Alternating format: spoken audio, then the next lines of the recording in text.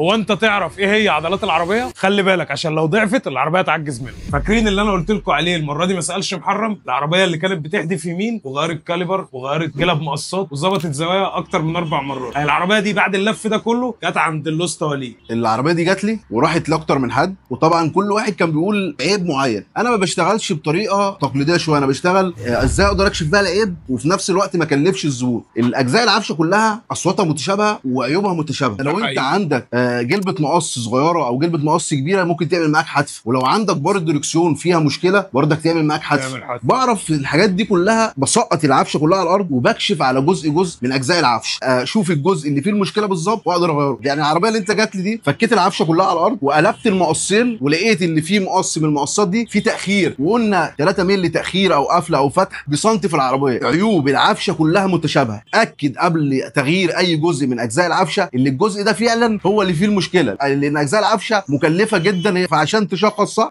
لازم تفحص صح. لازم. عشان كده دايما بنقول الفحص السريع والمبدئي للاعطال بيكلف ويغرم اكتر بكتير من اللي المفروض تدفعه. استنوا اكتر. سلام.